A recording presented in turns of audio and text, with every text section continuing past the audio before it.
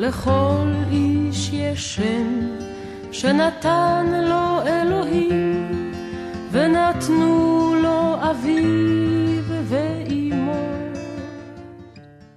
Hola oyentes de Radio Sefarad y bienvenidos nuevamente a esta sección El Buen Apellido con Alejandro Rubinstein desde México. ¿Qué tal, Alejandro? ¿Qué tal, Jorge? Bueno, vamos a seguir hablando de lo que comenzamos hace 2 semanas con una entrega dedicada a apellidos poco comunes fuera de su ámbito local, originarios de Rumanía. Habíamos hablado de nombres que sonaban bastante diferentes del resto de las comunidades judías, pero el tema da para más.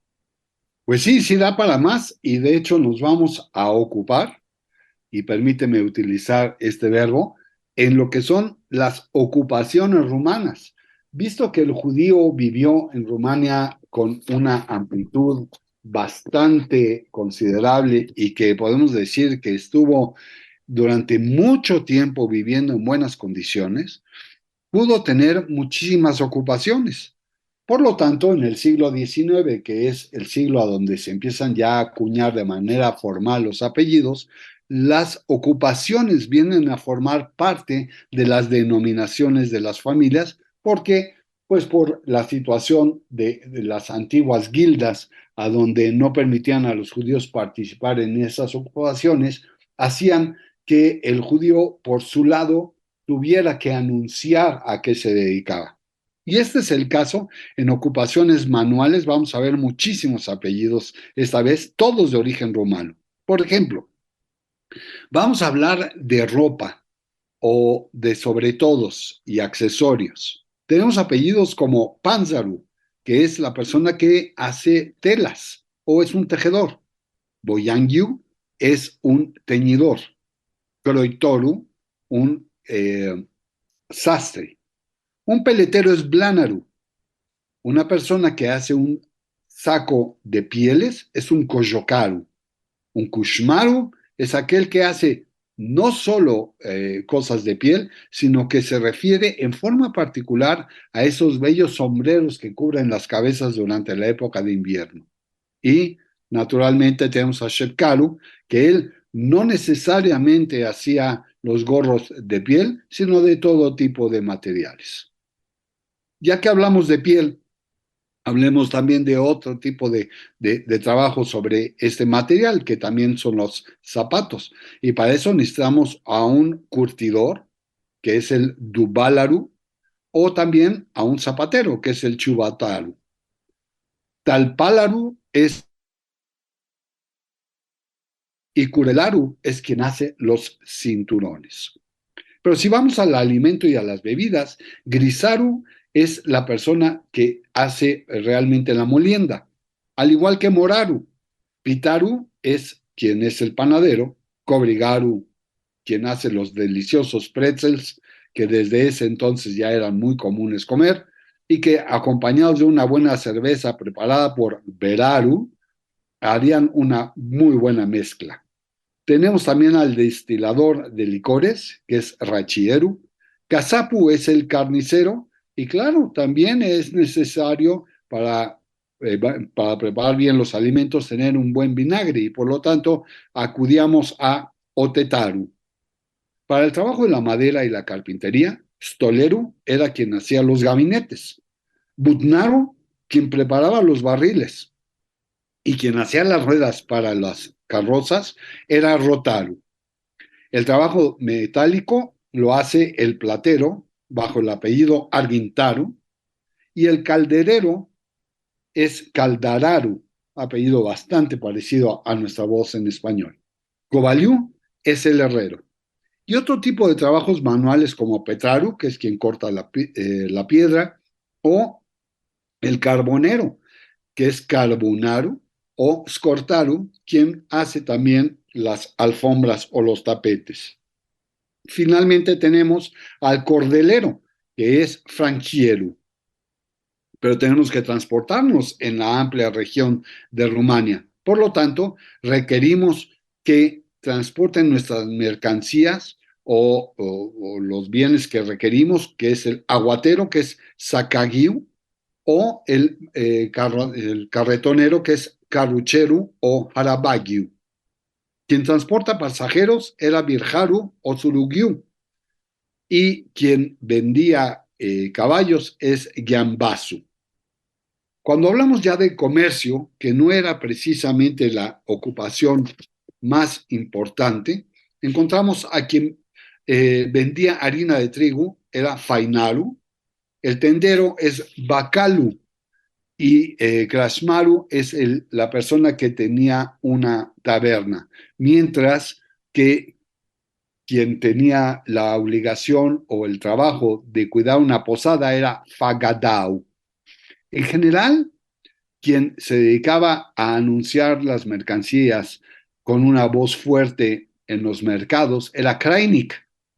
Telal era el agente que se encargaba de buscar que hubiera compra y venta de bienes, y Tutungiu era la persona que se dedicaba a la venta del tabaco. También estaban los rumanos en agricultura, y por lo tanto encontramos que utilizaban apellidos como Meraru, que es muy curioso porque se refiere básicamente a un tendero de un huerto de manzanas, mientras que un tendero de un huerto simplemente era livadaru. Aquel que era un pastor era oyeru o chiobanu, y quien tenía otro tipo de ocupaciones como aquel que cuidaba digamos, un depósito de peces para su venta era el pescaru o taranu, que no era más que pues un simple agricultor. Tenemos también los servicios. El que tamizaba la harina era Churaru. Cantari era quien pesaba la mercancía y Kotaru quien pesaba los barriles. Teníamos que afeitarnos, se había que ir con barbiero, pero también había que bañarse y quien atendía el baño público era Ferederu.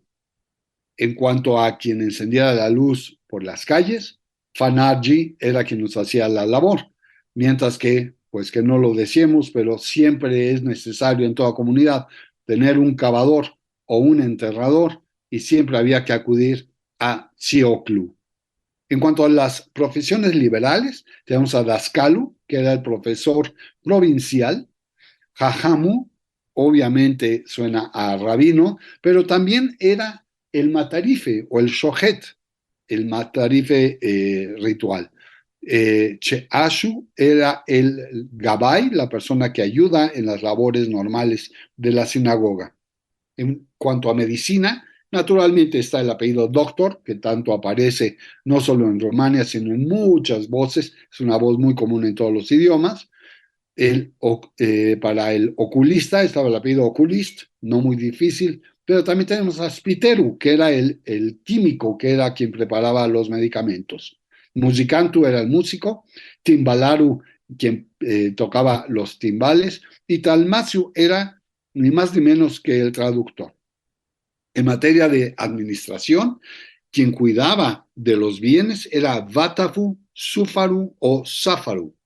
Quien cobraba los impuestos, Taxier o Mazilu. Quien hacía servicio militar era Chalarazu, que era no más que un soldado de caballería, Pushkaru, quien se dedicaba a tener los rifles, Strajeru o Pindaru, que eran el sereno, quien cuidaba obviamente de la tranquilidad en las calles por la noche. Quien nos acreditaba era creditor, y quien nos cambiaba la moneda en esta zona era Zarafu. Y así vamos a encontrar muchísimos apellidos, inclusive los que son los obsoletos. ¿Esto qué quiere decir? Voces que se dejaron de utilizar en el rumano. Esto es, Orendaru, que no era más que el arrendatario, se convierte en arendaz. Velnicheru también cambia su voz a ser velnicher, pierde la U final y llega a convertirse en rachier, que es, como ya lo comentamos hace unos minutos, el destilador de licores. Mahalu viene a cambiar a Hamal, no es aquí una transposición de letras, no es un anagrama, sino que viene de la voz griega Jamal, precisamente. Igual en el apellido Mindirigiu, va cambiando por influencia con Turquía al apellido Mindirigiu, que es de la voz turca Minderci. Y así podemos ver muchos otros apellidos que tienen esta misma situación. Otros apellidos que terminan con IU, que esos son apellidos también ocupacionales, no solo son los que ya hemos comentado, sino también están los de Morariu, los de Rotariu, Badrariu y muchos, pero muchísimos otros más. Realmente es muy rica la disciplina de los apellidos románicos. Vamos a concluir analizando que en general estos apellidos fueron utilizados de distintas maneras acorde a las categorías o a la etimología que les da su formación. Esto es, 22% de los apellidos derivan de topónimos formados básicamente con los sufijos e, an y u, como el caso de Cornisteanu, Fundoianu y Hertanu. Tenemos un 21% que están derivados de apellidos que son estrictamente ocupacionales, a donde ahí el sufijo es ui o ul, pero se pronuncia básicamente nada más la u, y tenemos entonces los apellidos que son Coyocaru, Boyangiu, Arabagiu y Sakagiu. Un 18% derivan de los patronímicos antiguos y también de los matronímicos, como ya ha sido visto, que es Sin Berku, Sin Feibish o Abasei o Aperlei para el caso de los matronímicos. El 9,5% derivan de patronímicos formados con el sufijo escu, como Alterescu, Abramescu o Suarescu. El 8% provienen de nombres propios que no tienen sufijos, como Yanku, Lupu o Leibu. El 6% derivan de características personales, que esto es Xiopu, Lungu o Chiakaru. Así es como podemos decir que un largo porcentaje de los apellidos, que son los este 22%, vienen precisamente del lugar donde nacieron o donde residían las personas. Hay apellidos que derivan de lugares específicamente de Moldavia, mucho más raro de Valaquia, y esto va indicando los principales asentamientos de los judíos.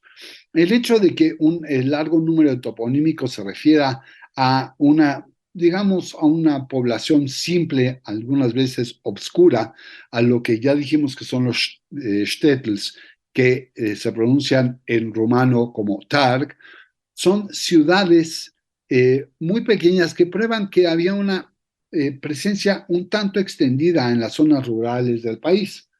Si bien es muy grande el mapa de Rumania, como lo podrán ustedes observar, se van a percatar que en la parte norte, en Bucovina, es donde se concentró la mayor parte de judíos, obviamente seguida de Moldavia, se fue apegando a Besarabia y también hacia el sur lo tenemos en Valaquia. Entonces, en la parte, vamos a llamar central, sur y norte, es donde se concentraron los judíos. Bueno, pues para concluir, el 21% de los apellidos se habían derivado de ocupaciones y principalmente aquellas que eran ramas productivas de la economía, como artes manuales o transportación, que van en contra de, digamos, actividades como financieras o de comercio, que no eran las principales en la comunidad romana.